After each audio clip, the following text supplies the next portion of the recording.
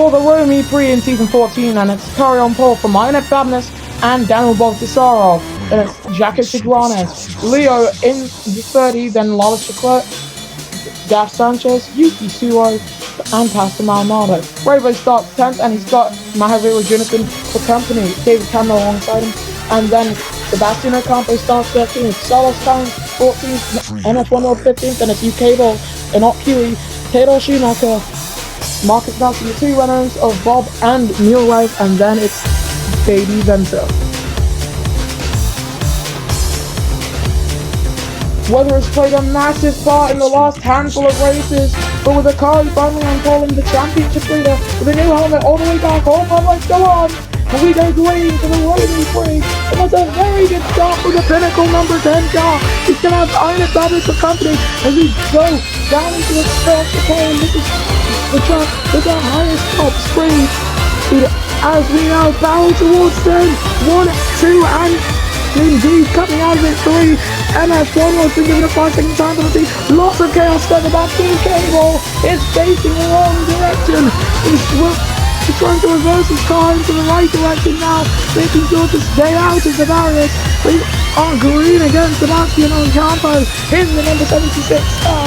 He's got a brand new helmet for this time out. His Andretti team will have a new livery for the rest. For the foreseeable future, that will be the Season 15 livery, as Rodin Toyota have now been fully acquired by Toyota, and they're only using the Rodin name for show. Iron Fabness is looking for another attempt to move past Akari. The top 6 in the Drivers' Championship, top 8 rather, still in with a reasonable chance of winning it. Marcus Nelson, by the way, man, currently second in the championship. He's down in 19th. But as we go to begin, lap number 2 is 13, and Iron Fabness, he's going alongside with Akari. He could get past him here. Akari's teammate Leo started on the high side, so he's dropped to 9. But Fabness, he's going to have the inside line. So going down into the first chicane. It's so close. They almost made contact there. Akari using every piece of his defense to stay ahead, and new Cable coming into the pit with front wing damage. Iron Fabness still on the back of that number 10 car. He's got the inside line now. He could get him here. He's just not quite close enough. He almost goes into the wall. Akari sitting the fastest first sector time of anybody. And we're going to check for some team radio. It's very nip and tuck between these guys.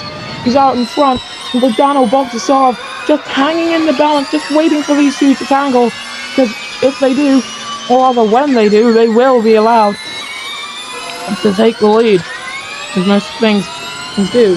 Akari really willing himself on. He's trying to get his first career victory here. Iron Fabness still, however, on the back, trying to ruin that number 10's day. But he's lost so much time coming through the final turn. He's going to get DRS onto the main straight. But that gap is so small that I wouldn't even trust my parents with it. Fastest lap now going to Yuki Suo, the man currently in 5th position. And for Rodin Toyota, he's trying to close up to Wallace the Club. Iron Fabness with a time penalty for causing a collision. He's had to take the escape road, and that's allowed Daniel Bogdasarov to take 2nd place away from the Hyperglide car. And it was a botched overtake that didn't quite go to the number 14's advantage. So, and Fabness is out! Iron Fabness out of the E3! Oh my goodness me! Tire wear definitely will become an issue here, because we have just lost the number 14 car of Iron Fabness on lap 3 of 13. And that is not how he wanted this day to go. He started right alongside Akari, and he will not finish this race. And I think he's not really going to be in the championship hunt anymore. We go back racing then, lap 3 of 13, 10 to go. On board with Sebastian Ocampo, he's currently 13th place. He's leading the championship by over 40 points. It's more than a race win. So he's not really trying that hard. He's not really wanting to make any massive moves. But he does need to get some points today, right ahead of these guys. He's Jacket Tiguanes and Yuki Suo both peeling into the pits. Akari and Bogdasarov both in, and Lala Shakirk will take the lead. from Leo and that's Sanchez. Sanchez, he's gaining on the number 30 car. He doesn't look to the inside line. He does the number 72. He's for Rodin Toyota Racing. But it's still very close between everyone here. Leo is he closing in on Leclerc? I think he's just maintaining that gap in case Leclerc makes any kind of mistake. Almost going into the wall there, and into the wall has gone Lawless Leclerc. He has the last part of his front wing. Maldonado with a 5-second time penalty. That's further back, and he's gone very deep. It's wide there as well. Ramos dropped down to 17th position with that happening to him. And just taking a look at drivers making their way towards that chicane. It's unbelievable how dangerous the chicane really is for some drivers. As MF1 World and JD Vento now all coming through. And almost into the wall there. UK ball weaving very aggressively. It's definitely not the cleanest race so far, and I do believe Leclerc should peel. Yes, he does peel into the pits. Ocampo up into 4th place, and he also comes into the pits, does the Andretti driver. So it's Leo from Kynes, and I do believe that Akari should come out of this in P3 with a net race lead here, unless it's one of the other teams that are currently coming in. No, it's not going to be one of the other drivers. Only lost one car in the Prix, but it's always at that one chicane because of the amount of deceleration that the drivers have to do, managing tyre wear as well, and how close that wall is. NF1 World with a time penalty to his name now, with all these drivers coming through the first chicanes. It's all very close, and you have to be very careful with the cars ahead of you to make sure that you don't collide. Jack and Tigrana's fastest first sector of anyone. These tyres definitely are not going to last any sort of distance. MF1 World with the inside line, sending it down the inside, almost hits the wall, and hitting the wall has done a UK ball. UK ball in the wall, and out of the race for the Brawn GP driver. Brawn GP having a pretty awful season so far. And that is not something they wanted to see. Not something any team wants to see. We've lost 2 cars from the Prix now. VSC ending. And Leo staying out.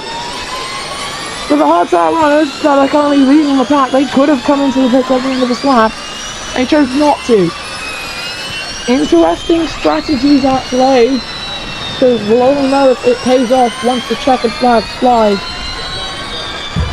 But it is currently Leo from Kynes and Akari. Then it is Daniel Bogdasov who pulls to the inside, coming through the chicane. He's going to send it with DRS. He sends it with DRS, and he's hit Akari. Every time someone makes a move on Akari, some form of misfortune befalls that driver. Really interesting to see. Kynes now only a few seconds ahead of Akari, who almost slams into the wall. It's definitely not the kind of day you want to have if you are not very good with your tyres. And David Camino out of the race. Daf Sanchez also in the barriers. As now Maverick Gunathan coming through this part of the track. There is damage on both sides of that track. But both Brawn GP cars now out of the Rome Prix. And I do believe the top drivers should be coming into the pits. The hard tyres might have actually paid off here. So Leo and Kynes, yeah, they're definitely going to have to come into the pits at the end of this lap. Sanchez definitely needs to come in again. Akari might need to pit again. And if he does, well, that means that the hard tyre runners of Leo and Kynes have just denied Akari once more. Kynes does peel into the pits, Leo pits, but because of that, Akari cannot pit. He has to stay out there on those medium tyres that probably won't do the distance that he wants them to do. Large Leclerc out there on pretty worn soft tyres.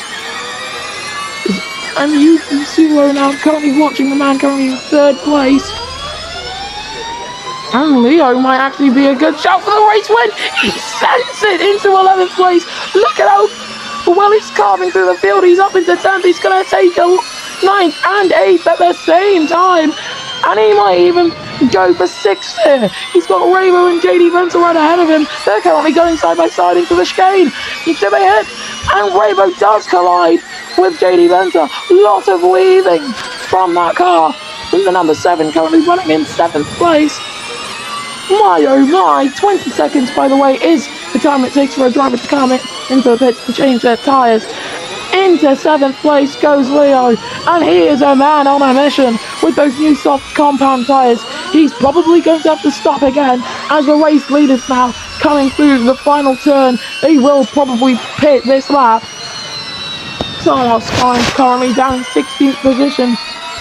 He's got a fastest sector time to his name. Into the pits come the top 5. What they needed here was rain to appear as soon as they were about to come in. And it just hasn't appeared. The clouds have parted. There are no clouds around this track. Leo, however, closing in on JD Venter. And that Pinnacle team, by the way, they are willing both of their drivers on here. As JD Venter is going to be passed around the outside by the number 30 of Leo, who takes the lead here in Rome. Marcus Nelson going pretty slowly down the back straight. Take a look at him, and he has a front tyre puncture. Front puncture for the man currently 2nd in the World Drivers' Championship. Bob dropping down to 7th position.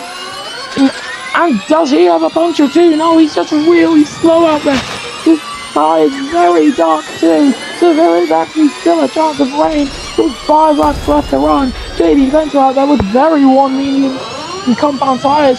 Mercedes have left that number 23 car out there to dry. Akari is in the middle of this massive bout for position. Can he get anything out of it? He's going to try and get past the championship leader, of course. And by the way, Marcus Nelson will probably be lapped due to his puncture, no fault of his own. 4 laps to go. It is Leo from JDV and TSC heads into the pits. Comes everyone into the pits. Everyone's scrambling to come in. And it's for instance, Tigranes and Leo have both stayed out. Theodore Schumacher has come into the pits. There's many drivers out. It is actually spitting out there. It is raining as Leo coming through the chicane. And can he keep his car out of the barriers? It is very wet out there. He's on very worn mediums. JD Venter is currently out there in the leading position for these guys. In 3rd position, Jacko Seguin is just coming through that chicane now. It's going to be very treacherous with these last few laps. Carlos Sainz going very wide out there. There is no grip out there on the track. Maybe it's even time for full wet tyres. So they've gone for the intermediates instead. There is literally no grip out there. And for Akari now, his race win seems to be set in stone a few laps ago. But then the rain started falling. He is 10 seconds off of JD Venter and 40 seconds off his teammate. And Jacko Tigranes, his teammate, does pit. Marcus Nelson also in the pit lane. 3 laps to go here in Rome. And we're going to go on board with Carlos Sainz and now looking at JD Venter, the man currently 3rd place. There is a very good chance for Venter that he can take the lead of this E3 in Rome. It's all going to come down to who comes out of the pits. Does Leo get out of the pits? Because JD Venter is ahead. And that is not Leo. Leo is going to hold the race lead today. JD Venter has a 6/10 of a second behind Leo, but he's got the better tyres of the two. Even slightly, he's got fresher intermediates by pitting later. There is still a few laps to run in the C3. It's all going to come down to this. Akari currently in 5th place. He's seen another potential race win slip out of his fingers, which is absolutely not ideal for him. But JD Venter, he's trying to rob Pinnacle of even any race win in the slightest. A lot of cheers coming from the grandstand. And then, as Leo now, he's been shafted to the outside line. JD Venter to the lead of the Rome Prix from last on the grid. But now Leo, he's going to be trying to close in on that Mercedes car ahead of him. 3 tenths of the gap. Leo, he's definitely got better straight line speed. This is what happens when you use the rope in Toyota machines from only a few races ago. And still Leo, he's trying to close in on Venter here. And it's going to need a miracle to get past that Mercedes car. But there are no miracles in racing. There's only mistakes and advantages. The top 5 very spread out. There are less clouds out there. It's still most definitely wet. Baldessar with another 5-second time penalty. It adds up to 10. And this has just not been really anyone's day unless you are JD Venter. The Rome Prix is usually one of the best races of the season. I don't think this is one of the great Rome Prix of years gone by.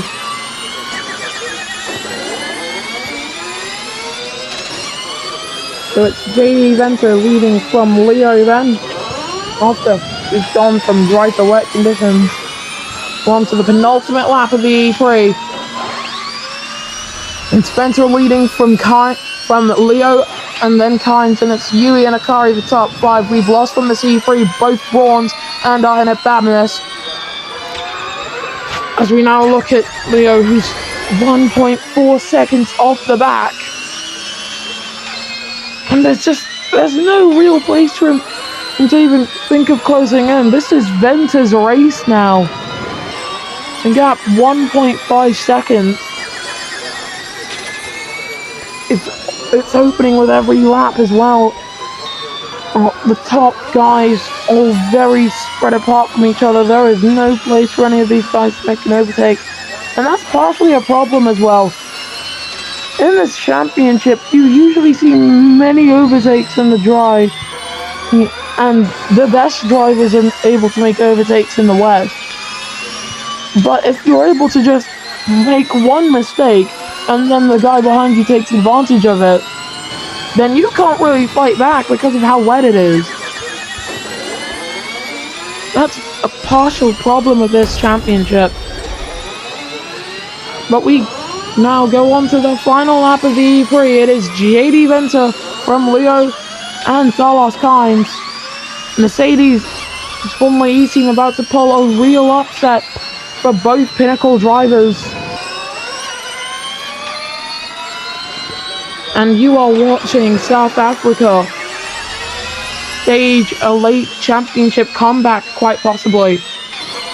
Because this was the round, this is usually the round where if you want to make a championship comeback, you gotta win here. Suo and Ocampo, by the way, fighting over 10th place. Yuki Suo getting ahead of that Andretti machine. And he's way off the back. Suo, he's carving his way through the field a little bit. He's up into 10th. He's currently trying to get past Bob, who almost hits the wall with how deep Yuki had to go. Very deep from Rabo as well. They're getting oh so close to the wall. Well, it's not even funny at this point. But coming through the final turn then, to upset both Pinnacle Formula E drivers, it'll be JD Venter who wins the Rome Prix and sets a new fastest lap, a 1:12 dead. And I do believe that's a new track record here in Rome. And from Leo and then it's Carlos Kynes, your top 3.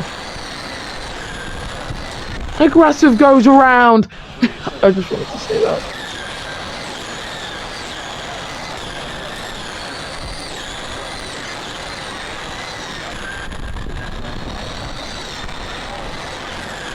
As we now run on board with Daf Sanchez running up the final turn.